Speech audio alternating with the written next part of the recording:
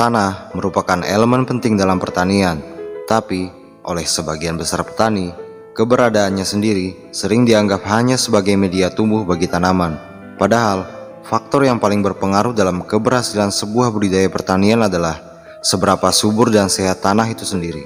Pupuk sintetis yang digunakan sebagai penyuplai unsur hara bagi tanaman juga merupakan aktor utama dalam menurunnya tingkat kesuburan tanah pertanian. Maka dari itu, dibutuhkan solusi inovatif dan juga praktis untuk mengatasi permasalahan degradasi kesuburan ini. Video ini akan membahas salah satu cara paling mudah untuk menjaga kesuburan tanah, yang juga sangat potensial untuk menjadi pembuka jalan menuju pertanian organik skala besar. Mari kita mulai. Selamat datang kembali di Munandar TV.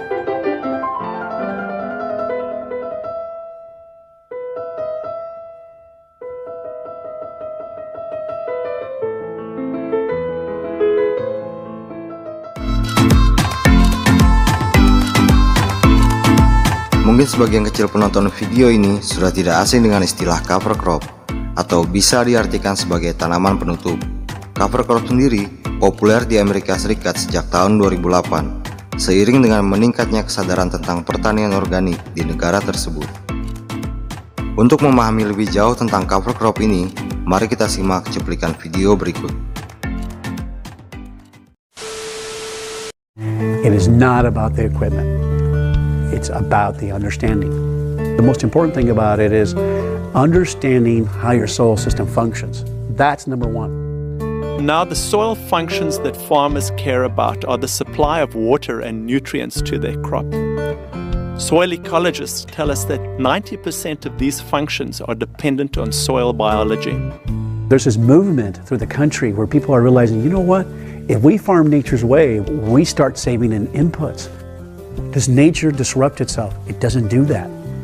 And if you can learn the principles, I call them the keys to the soil health, is limit disturbance, cover the soil all the time with diversity, have a live root growing all the time. That's what nature does. It seems to be that the more species you have growing together, the diversity of your cover crop, the better it is.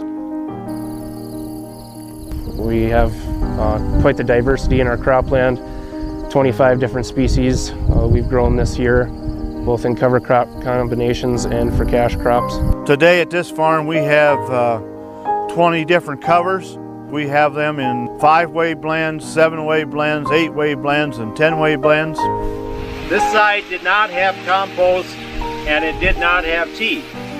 There is no commercial fertilizer on any of it. This site is running purely off the energy of last year's cover crop.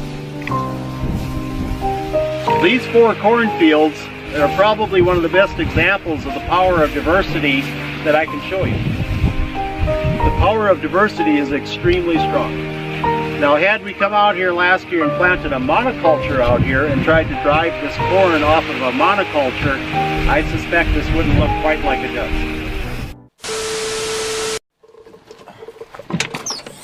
My name is Aaron Lehman. I'm the 5th generation of Lehmans on this farm. We farm about 550 acres in rural Polk County, Iowa. About 12 years ago, we were farming corn and soybeans. Then we started exploring ways to diversify our operation by growing additional crops, and we started exploring growing it organically. In order to grow organically, we were going to need to improve our soil health. We also added the use of cover crops. A cover crop isn't planted to be harvested. It's planted when the soil would normally otherwise be bare after the cash crop is grown. And it's grown just to protect the soil, keep it on the ground, and keep living roots in the soil. When we started using cover crops, we started seeing a lot of benefits. Our soil tests were showing that we were increasing our organic matter, which adds to soil health and leads to healthier plants. We're measuring the impact so that we can see our soil fertility build, and that'll lead to us using less fertilizers in the future. The other benefits we see is that the cover crops provide protection for our soil so that we don't see any noticeable soil erosion through some of those heavy rains in early spring. We started with a small field of only 40 acres, and we tried it, and we saw the benefits of it, and we thought, well, let's just try it on another field and another field. Now we have 450 acres that we're using for cover crops. The most common misconception about cover crops is that it's going to lead to reduced yields. And that's a huge concern for farmers. We're finding that when we use cover crops in the right way, it can actually enhance what we grow and the amount that we grow. It is one of those situations where you're investing in your farm, you're investing in your fields, and that will pay off in the long run. I think a lot of us take for granted the importance of the soil and how it sustains life on the planet. Without it, we can't have food. It's important for water quality. It performs so many functions that keep us alive. We want to return this farmland to the next generation in better shape than what we found it. I've got 2 kids. They might want to be the 6th generation on our farm. This is really what is going to be the source of their livelihood, is a strong farm that's built on thriving soils.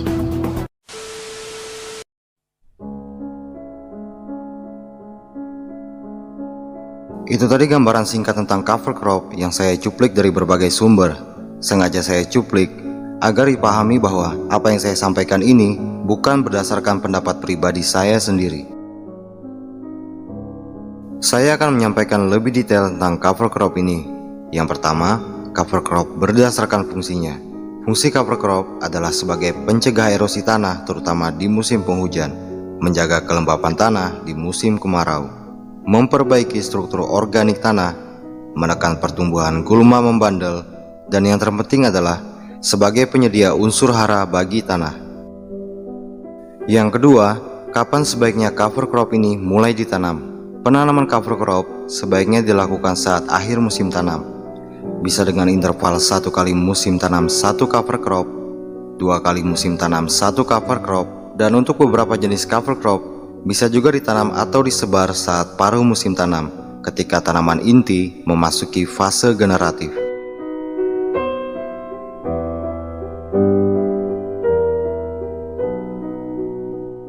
Yang ketiga yaitu jenis cover crop. Salah satu jenis cover crop terbaik yang dapat digunakan adalah dari jenis tanaman leguminosae seperti alfalfa, kembang telang, kacang sentro, kacang kedelai, kacang tanah, dan lain-lain. Beberapa dari jenis tanaman seperti ini juga memiliki nilai ekonomis yang cukup baik. Alasan kenapa leguminosae menjadi cover crop terbaik adalah karena jenis tumbuhan ini mampu mengikat nitrogen di atmosfer secara alami melalui simbiosis antara akar leguminosae dengan bakteri rhizobium yang terdapat pada akar tanaman tersebut. Nitrogen yang didapat akan dikonversikan secara alami oleh proses simbiosis ini, sehingga menyebabkan tersedianya unsur hara nitrogen dalam bentuk nitrat di dalam tanah yang sangat berguna bagi tanaman selanjutnya. Selain itu, daun dan batang leguminosae yang sangat cepat terurai saat dipotong atau dibajak dapat menyediakan unsur hara makro seperti fosfor, kalium, sulfat, dan juga unsur hara mikro yang tentunya sangat dibutuhkan oleh tanaman berikutnya. Sementara itu, untuk tanah yang membutuhkan unsur hara fosfor dan kalium dalam jumlah besar, dapat menggunakan cover crop dari jenis tumbuhan seperti sorghum, rumput gajah, dan rumput benggala. Akar dari tumbuhan-tumbuhan ini bersimbiosis dengan bakteri seperti Pseudomonas striata, Bacillus polymixa, Thiobacillus sp, dan lain-lain, yang dapat mengkonversi kandungan organik dalam tanah menjadi fosfat dan kalium dalam bentuk yang tersedia. Walaupun begitu, mengkombinasikan banyak jenis cover crop tentunya akan memberikan hasil yang lebih maksimal bagi tanah, dan penanaman cover crop secara rutin dengan interval seperti yang saya sebutkan sebelumnya dapat memastikan tanah selalu terjaga kesuburannya dan dapat memaksimalkan produksi pertanian organik tanpa pupuk kimia.